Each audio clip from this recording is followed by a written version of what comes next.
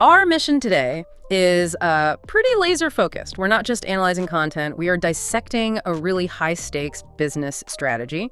We've gone through a huge stack of recent commentary, all the industry analysis, fan reactions, critical reviews, and it's all surrounding the first promotional drop for what is arguably the most anticipated film of the year, Avengers Doomsday. And this is exactly the point where the conversation gets, so essential. Yeah. Because the studio didn't just release some material. They threw a major, and I think we can say controversial, curveball into the whole industry. They really did. So what we're doing is synthesizing a really detailed look at 4 specific character clips, digging into their narrative clues, and then, critically examining the studio's decision to launch them exclusively in theaters first. Absolutely. We need to understand the whole sweep of it. So for you, we're pulling out the most important nuggets to understand not just what was on the screen, the visuals, the characters, what we can infer about the plot, but the full industry implications of this, bold and interesting curveball of a marketing strategy.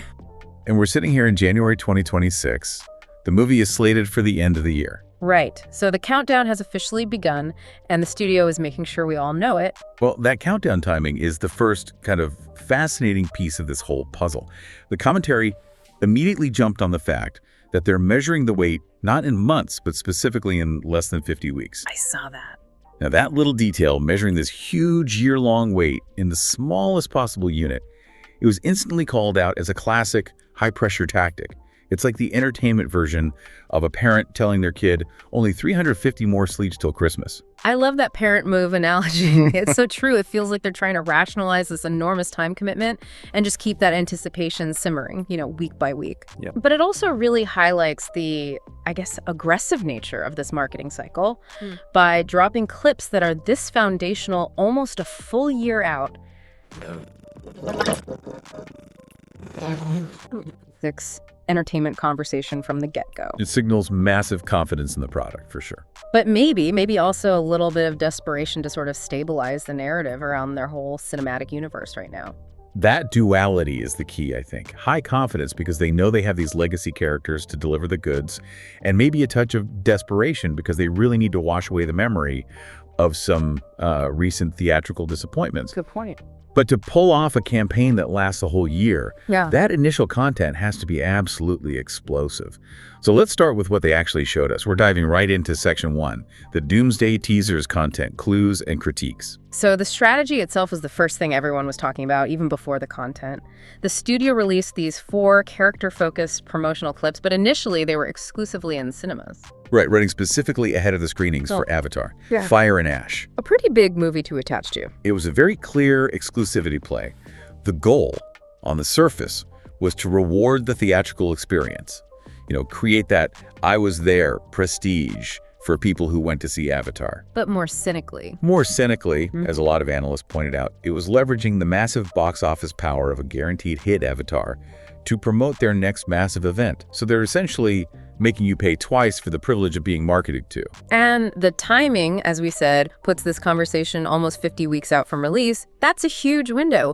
When we talk about sustaining anticipation, that choice to break it down into weeks is, it's a pretty sophisticated psychological trick. It is. It makes the wait feel manageable, but it also puts immense pressure on the studio to keep delivering quality promotion for nearly a full year. Right.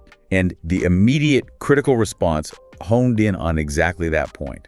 A strategy this aggressive, lasting a year, it has to be backed up by content that is instantly transformative and exciting. Because if the clips were boring or, confusing, the whole thing would have backfired catastrophically. Absolutely. The studio basically put all their chips on the quality of these 4 little glimpses. So the big question is, did the content deliver across the board? Because that's the real pivot point here. We need to go through what was in these clips and see where the excitement really peaked and maybe where the visual energy sort of dipped. Okay. So we had 4 distinct character-driven snippets. Each one seemed designed to appeal to a slightly different part of this huge universe. I want to start with clip 1, which was kind of surprisingly described as the least exciting one, at least in terms of detail and location, even though it featured a character that is, universally beloved. That was the Steve Rogers clip. So the description is Rogers returning to his house with Peggy, and he's rocking his baby. And the critique wasn't about the emotion. I mean, the emotion is undeniable, right? We see him getting that quiet life he earned. But it was the visual execution. The setting was so comfortable, so mundane, that one commentator compared the look of it to a pharmacy ad. A pharmacy ad, wow. Or a general healthcare commercial.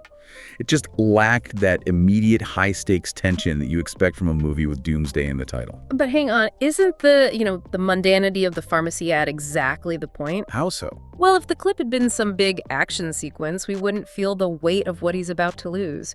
The entire emotional tragedy of bringing Steve Rogers back is that he finally escaped the war, and now the universe, this doomsday threat, is pulling him back from that peace. So the lack of visual bombast actually maximizes the personal tragedy. Exactly. It's an internal tragedy, not an external one, at least not in that moment. That's a crucial counterpoint, and I think it really speaks to the duality of that clip's appeal. It is emotionally rich, but visually maybe a little poor. The studio is banking entirely on the emotional equity we have with Chris Evans' return. They're forcing us, the audience, to remember his history, to generate the tension, rather than showing us any immediate danger. Exactly. Compare that to clip 2, which featured Thor. Right. Thor's clip gave us a bit more to go on, narratively speaking. It showed him praying to Odin for the safety of his daughter figure, Love. The setting was odd. In the middle of the woods, outside what was jokingly referred to as a Dairy Queen. A Dairy Queen, I love that. Yeah, that observation just highlights the visual strangeness of it all. Here's a literal Norse god who once ruled Asgard. Now he's reduced to praying in front of some humble temporary wooden shack in the woods. But the fact that he's praying to Odin is narratively massive, isn't it? It's huge. It signifies that Thor is falling back on the old divine structures, the very ones he and his father once rejected or at least questioned.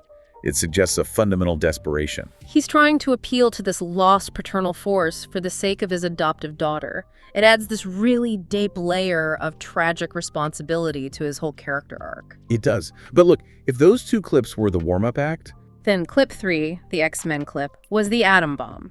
This was the undeniable standout. It generated an immediate flood of just pure enthusiasm and views all over the internet. it delivered everything the fans were craving. The visual details alone were just intoxicating.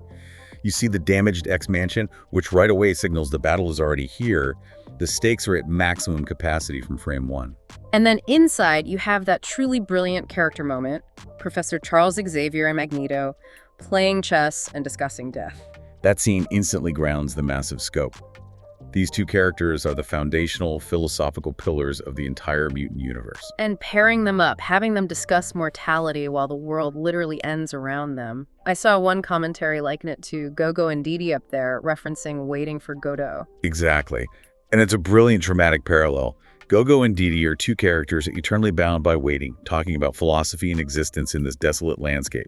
And Xavier and Magneto are two sides of the same ideological coin, bound by their conflict and their shared history, discussing the finality of their lives as this massive danger closes in.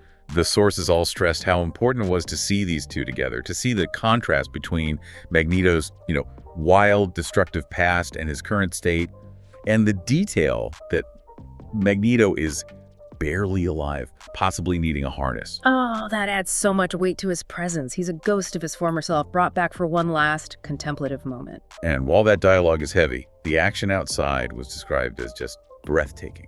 We see Cyclops, James Marsden, battling Sentinels. And that single shot of Marsden using his optic blast was specifically praised as the best Cyclops has ever looked in live action. Which is a staggering statement, given the character's long screen history. It suggests they finally found this perfect marriage of costume, action choreography, and visual effects that gives the character the respect he deserves as a capable, formidable hero. Not just a supporting player anymore. No. And the stakes, you can just feel how immense they are from the background details. Commentators pointed out seeing the giant Sentinel feet stepping in the background, implying this overwhelming, endless army. And even more crucially, there was a severed Sentinel head visible on the other side. That detail is key. It tells you Cyclops took one down, but the battle is so colossal, it implies he clearly didn't win this siege easily, and the X-Mansion is actively falling around him. The discussion immediately pivoted to character survival. There is this overwhelming desire online to see this specific version of Cyclops, Marsden Cyclops, survive the whole film and become a central figure going forward. And beyond just him, there was so much anticipation for the return of other familiar X-Men. I saw a specific hope for Storm to deliver a key fan-favorite line or maybe a cameo from Halle Berry. The studio knows those legacy polls are just incredibly powerful. They do. Which brings us to the last one, clip 4, Wakandans and the Fantastic Four. This clip provided some crucial details about the state of the entire universe, not just one location. This one featured Shuri, or Shuraku, and the Talokans, or Telenol, greeting the Fantastic Four. But the setting was instantly shocking. A desert version of Wakanda. I mean, that suggests nothing less than total global catastrophe. The speculation immediately took off. Commentators were guessing that they'd either been banished to the void at the end of reality, or that Dr. Doom had been so successful he had took a flamethrower to everything, implying mass destruction on a scale we just haven't seen, not even with Thanos' snap. But look at the design details they packed in there. The Talokan and Wakandan characters are seen wearing these fusion outfits, combining the classic Wakandan vibranium look with the Talokan's very distinct teal-colored vibranium. The fusion outfits are a massive symbolic clue. Sharing technology like that is way beyond a simple alliance. It suggests a desperate unification of forces, a blending of two isolated, powerful civilizations in the face of an existential threat. It's innovation born out of pure necessity. Exactly. It signifies that their individual defenses, even Wakanda's, weren't enough to stop the Doomsday scenario. These last two clips, the X-Men one and this Wakanda 4 clip, were universally praised as outstanding because of these small, specific, but narratively huge details. So let's zoom out a little, because the film is clearly relying on the sheer weight of its returning legacy figures. We talked about Professor X and Magneto, and the absolute necessity for those two to share the screen. And that intellectual and philosophical weight, it provides the necessary depth for a world-ending event.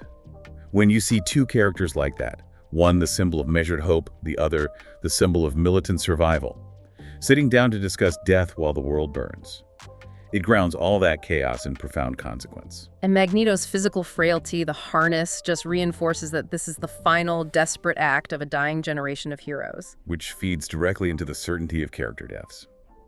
For a movie called Doomsday to have any teeth, the sources all agree the characters have to face real consequences. The stakes can't feel temporary. No take-backsies. Right.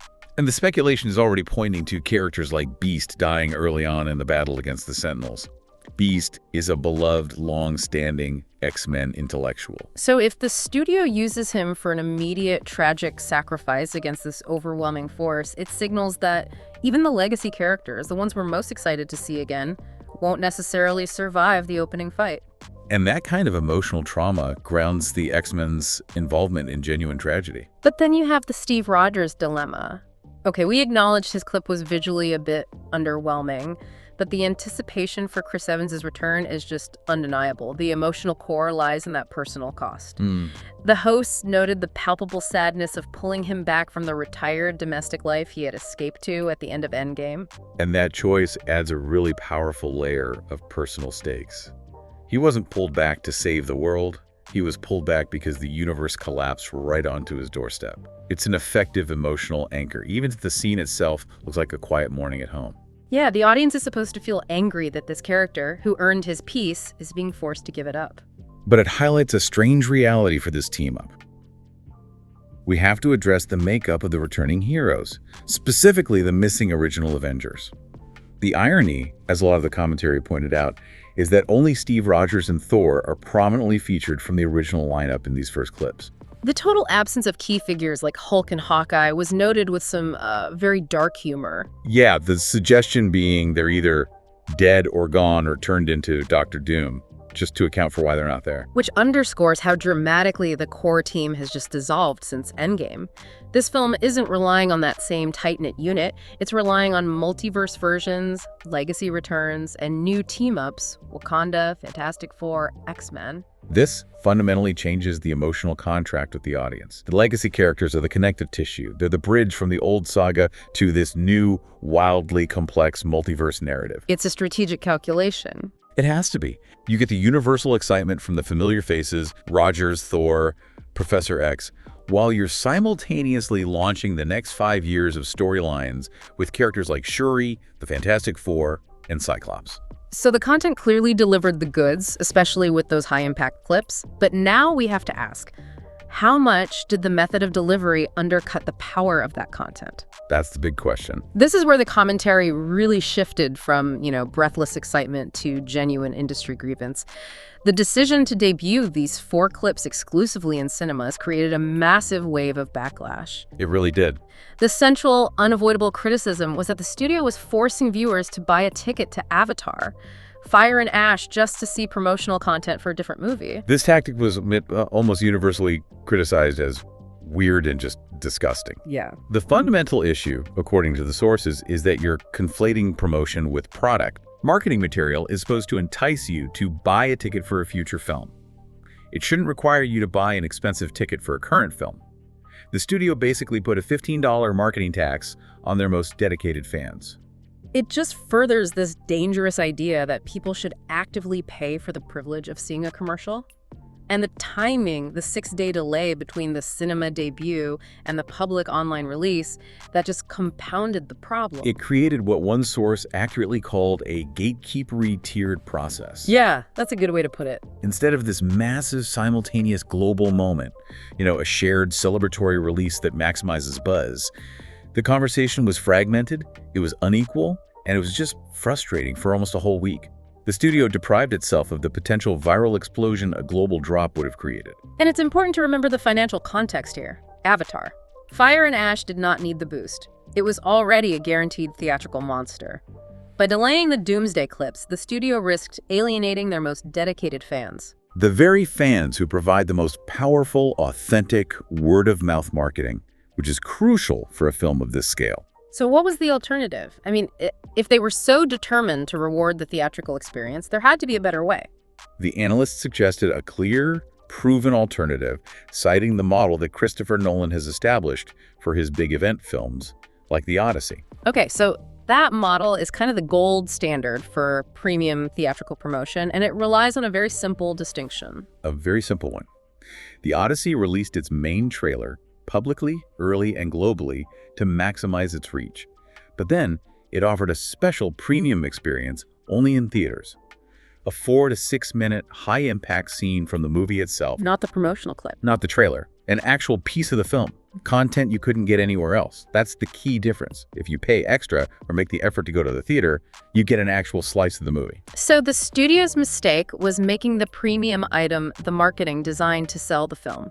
Instead of actual exclusive content from the finished product, they just completely missed the mark by conflating promotion with valuable exclusive footage. And this exclusive strategy, it created a narrative vacuum, right? Yeah. And nature abhors a vacuum. It absolutely does. It almost guaranteed the immediate leaking of low-quality versions and then the spread of all kinds of misinformation. So when you artificially create scarcity around something this high demand, the void is immediately filled by unauthorized stuff. People who couldn't attend the screenings or just rightly refused to pay for a commercial were forced to rely on these blurry, potato-y looking leaks captured in dark theaters with phone cameras.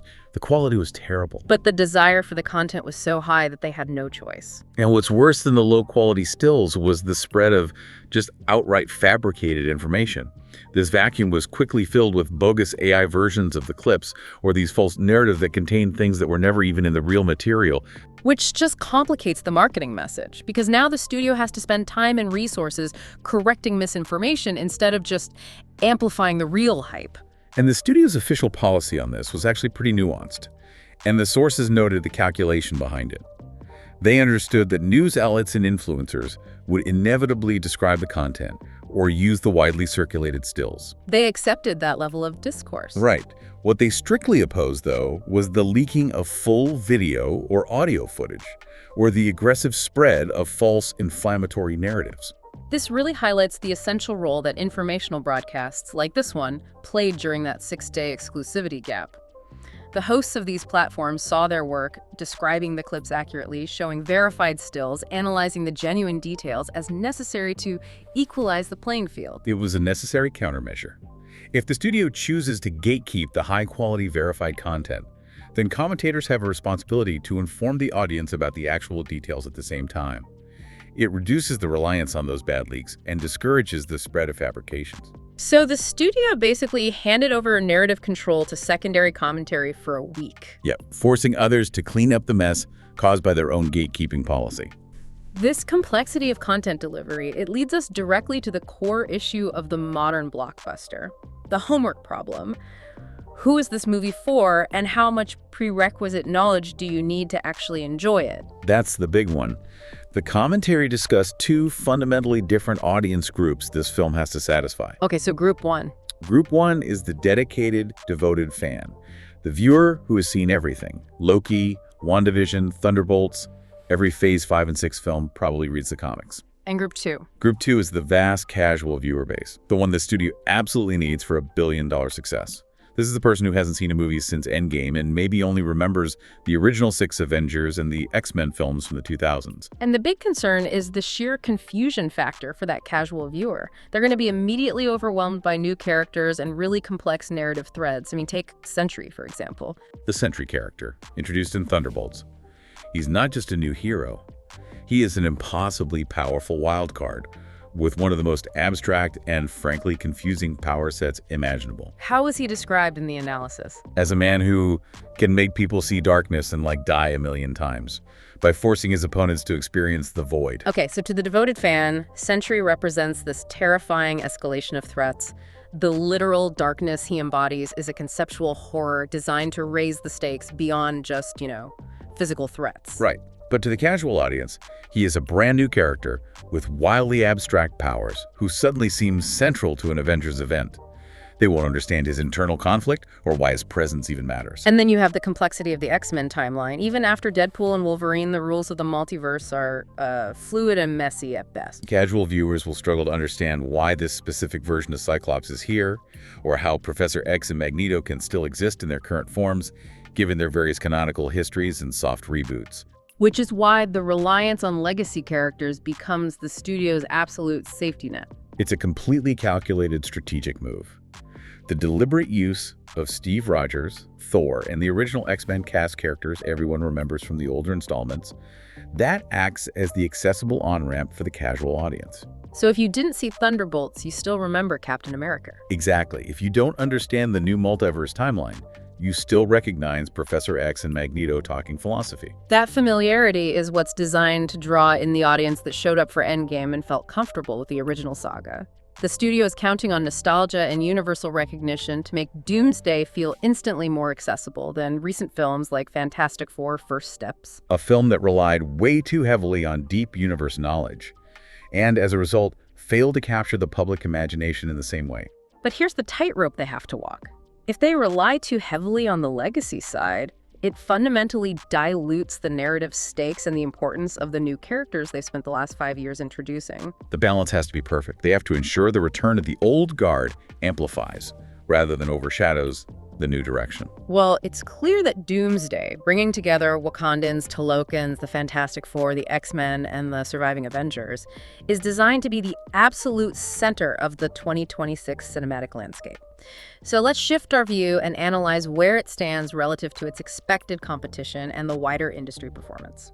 The consensus looking ahead is aggressively optimistic.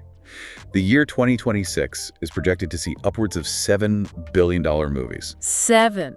That is an enormous prediction. It reflects the sheer volume and quality of these huge tentpole releases that are scheduled. And the analysts provided a very clear competitive list of the 7 candidates they think have the potential to hit that billion-dollar global mark. It just shows how crowded the marketplace is going to be. So what's on the list? The list included Super Mario Galaxy, which has enormous family appeal. Minions, which was predicted as an easy swoop for $1 billion. You can't bet against the Minions. You really can't. Their financial consistency is nearly untouchable. Then we have Toy Story 5, another animation giant, and Spider-Man. Brand New Day noting that every single Tom Holland Spider-Man film has crossed $1 billion globally. And then you get to the 3 massive event films. The Odyssey, Avengers, Doomsday, and Dune Part 3, assuming its schedule holds. This competitive landscape is so crucial. Doomsday isn't competing in a weak field. It's up against established, universally beloved animation franchises, reliable superhero cash cows, and prestigious, heavily marketed epics. However, this big prediction is being tempered by some recent box office results that have dramatically cooled expectations for certain internal universe films. For instance, Fantastic Four: First Steps made $525 million worldwide. And to the casual listener, $525 million sounds like a win. It sounds like a lot of money. But for a tentpole film with a budget well over $200 million and carrying the brand recognition of the Fantastic Four, that number is viewed internally as a significant disappointment. It's nearly a $500 million underperformance compared to the high-end results the studio needs for a successful cinematic universe to, feel successful. And we saw a similar story with Superman, which made $600 million globally. Financially successful, yes, but less than expected for a brand relaunch of that magnitude. It just reinforces this cold, hard fact that brand recognition alone is no longer a guaranteed path to $1 billion. The audience requires a cultural event that transcends the brand itself. Exactly. The one outlier, noted for its surprising and reliable financial consistency, is the Jurassic Park World franchise, which consistently performs around that $800 million worldwide mark, regardless of what the critics say. And that consistency is a crucial lesson for Doomsday. It proves that there's a massive audience that will show up for a specific kind of spectacled dinosaurs, in the case of Jurassic Park, that transcends all the internal cinematic universe baggage. So that's the pressure point for Doomsday. Can its internal complexity and its homework problem be overcome by sheer scale and the power of its legacy characters to push it into that needed $1.2 to $1.5 billion range? The studio is clearly aware of this pressure, which leads directly to their planned promotional roadmap. And it suggests they're strategically holding their biggest card very close to their chest. Okay, so we've analyzed 4 character clips, but the expectation is that the 5th, and maybe the most crucial character-centric clip, is being held back for a premium debut. This is the one that's expected to focus entirely on the central antagonist, Dr. Doom. And the speculation about who's playing Dr. Doom, possibly Robert Downey Jr., that only fuels the intensity of this expected reveal. The prediction that the Doom teaser will be released on Super Bowl Sunday, February 8th, to maximize viewership. This is the prime advertising real estate you reserve for your ultimate high-impact reveal. That strategy makes perfect sense. You leverage the star power of the actor, if the speculation is correct, and the terrifying gravity of the main villain to capture the largest, broadest audience you can during the biggest TV event of the year. And this clip will function as its own powerful thematic teaser, separate and distinct from the main narrative-heavy trailer we'll get later. So after the Super Bowl hit, the focus shifts to the big industry conventions, where the goal is to generate that quality press and industry buzz. What's the plan there? Analyzing the distribution of announcements, CinemaCon in April is seen as the likely place for the big fat trailer for Doomsday. Why CinemaCon? CinemaCon is where studios show their most impressive, finished footage, specifically to theater owners and the press. The goal is to get those people excited enough to commit their screens and their resources, and to generate that high-quality, positive buzz based on extensive footage. That usually happens about 7 months before release. And how do they handle the summer conventions, like San Diego Comic-Con? The consensus suggests the studio should strategically save their SDCC announcements for films that are 2 or 3 years out, like Doctor Strange 3 or the Black Panther sequel. And instead, for Doomsday, rely on non-public sneak scenes, these exclusive 1 or 2 minute moments that are never released online, to reward the people who physically show up. That strategic saving, it helps manage the massive expense of those Hall H presentations and ensures that the focus isn't taken away from Doomsday, which will be deep in its promotional cycle by then. Right. They can use SDCC to subtly lay the groundwork for future phases, like Secret Wars, which might only be hinted at in a Doomsday post-credit scene.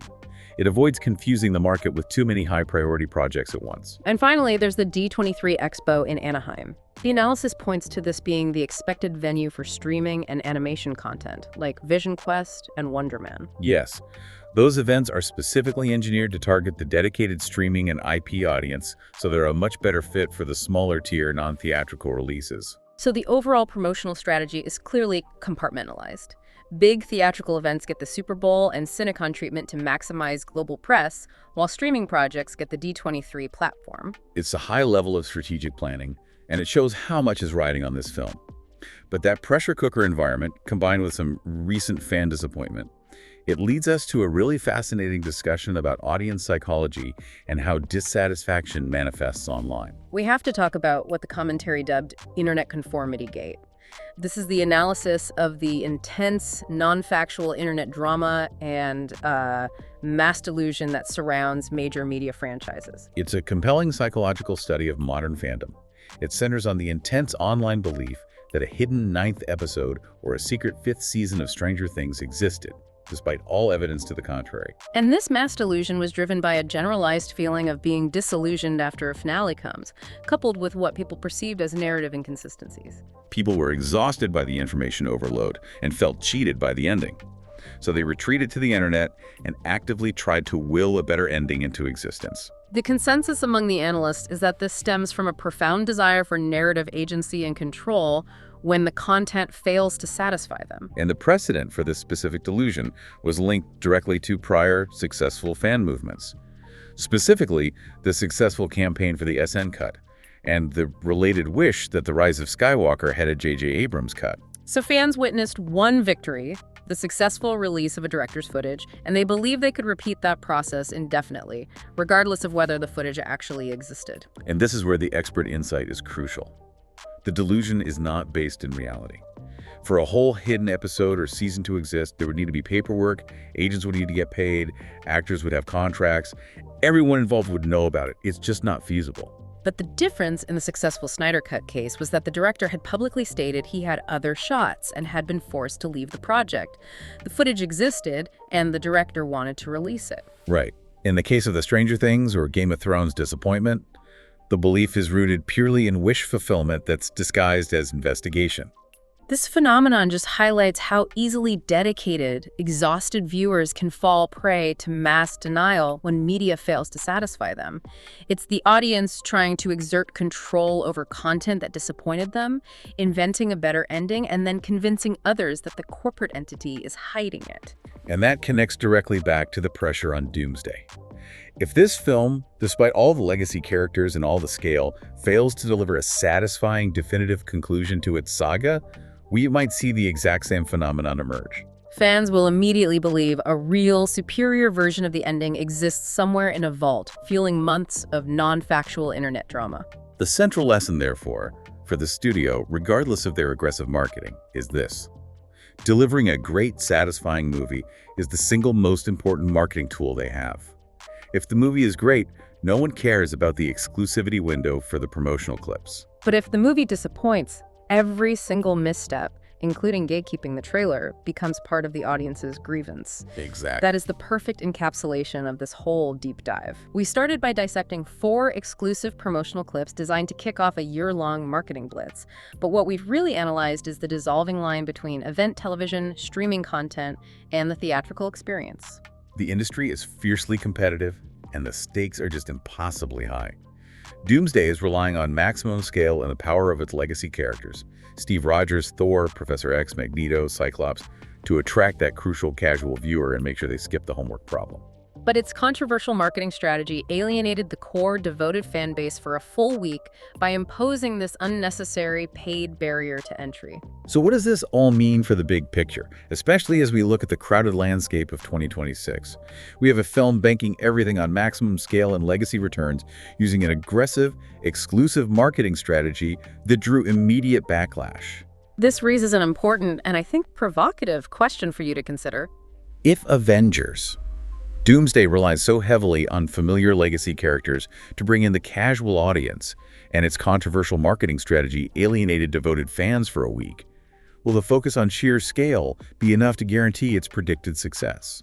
Or, considering the expected success of non-superhero epics like The Odyssey and Dune Part 3, is that a sign that more traditional, carefully curated theatrical marketing like Nolan's approach of public trailers, followed by exclusive scenes of actual content, might actually be the superior long-term strategy in this new competitive era of theatrical releases? Something to mull over as we watch the calendar tick down the next 50 weeks. An excellent thought to end on. We'll see you next time for the next deep dive.